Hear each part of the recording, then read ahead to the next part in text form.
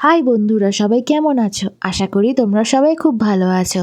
চলে এসেছি তোমাদের সামনে একটা নতুন ভিডিও নিয়ে। আজকে আমি বানাবো ডিম তড়কা, আর সেটারই রেসিপিটা কেমনভাবে বানিয়েছি ভাবলাম তোমাদের সাথে শেয়ার করি।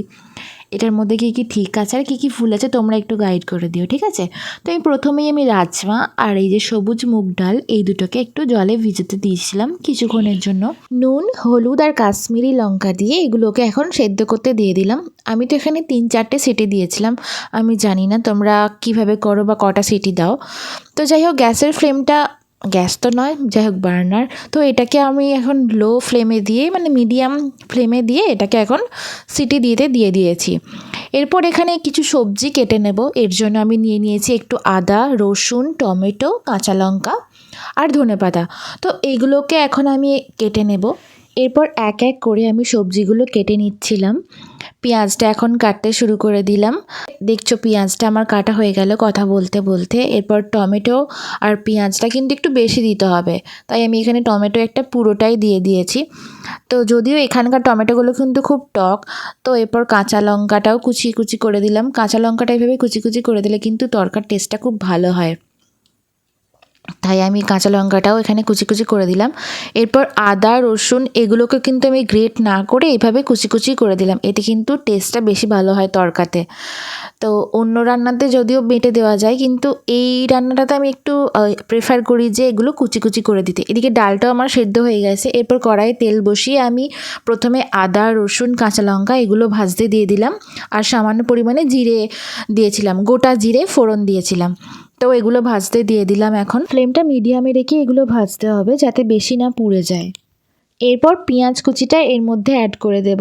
একটু ভাজা ভাজা হলেই আদা, রসুন আর কাঁচা লঙ্কাটা, তো পেঁয়াজটা আমি এখন এর মধ্যে অ্যাড করে দিলাম।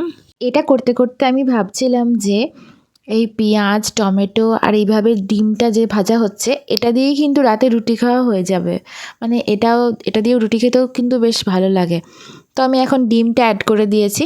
ডিমটা এর মধ্যে অ্যাড করে ভাজলে এটার টেস্টটা আরও বেশি ভালো হয়। মানে ডিমটা আলাদা করে ভুজিয়া না করে একবারে এটা হতে হতে এক সাইডে ডিমটা দিয়ে ভেজে নিলে এটার টেস্টটা কিন্তু বেশি ভালো হয়। আমার রান্না করতে করতে এই কদিনের এক্সপিরিয়েন্স আমি বলছি, আমি জানি না যে আমি ঠিক না ভুল, তোমরা একটু গাইড করে দিও যদি ভুল হয়ে থাকে। তো আমি এখন টমেটোটা দিয়ে দিলাম। এরপর একে একে মশলাগুলো দিয়ে দেবো। এর মধ্যে একটু হলুদ গুঁড়ো, নুন, কাশ্মীরি লঙ্কা, জিরে গুঁড়ো, ধনে গুঁড়ো এগুলো সব অ্যাড করে দিলাম। আর লাস্টে একটু কাসুরি মেথি অ্যাড করে দিলাম এর মধ্যে। কাসুরি মেথি দিলে কিন্তু টেস্টটা খুব ভালো হয়।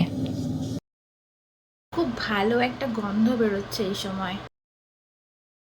এরপরে একটু নাড়াচাড়া করার পর যখন এটা একটু মাখো মাখো হয়ে আসবে, তেল ছেড়ে আসবে, সেই সময় আমি ডালটা এর মধ্যে অল্প অল্প করে অ্যাড করতে থাকলাম। তারপর জল দিয়ে দিলাম। এটা এখন ফুটতে থাকুক। এদিকে তরকাটা আমার হতে থাকুক, আমি ওইদিকে আরেকটা জিনিস রেডি করে নিই। একটু হালকা করে রসুন কুচিয়ে নিলাম। তোমরা চাইলে এই পর্যায়ে আরেকটু কাঁচা লঙ্কা দিতে পারো, তাহলে টেস্টটা আরও ভালো হবে।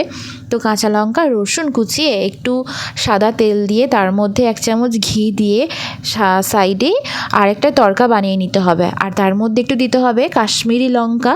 তো এই সবগুলোকে একটু হালকা করে ভেজে নিয়ে এবার ওপর থেকেই তরকাটার মধ্যে এভাবে ছড়িয়ে দিতে হবে। তো এটার জন্য কিন্তু রান্নার মোড়টাই ঘুরে যাবে, মানে এটার জন্য কিন্তু তরকাটা আরও বেশি টেস্টি হয় খেতে। এখানে কথা বলতে বলতে আমার তরকাটা রেডি হয়ে গেছে। তো কেমন লাগলো আজকের ভিডিওটা অবশ্যই জানিও কমেন্ট করে। রাতের রুটি বা নানের সাথে এই তরকাটা খেতে কিন্তু হেভি লাগে।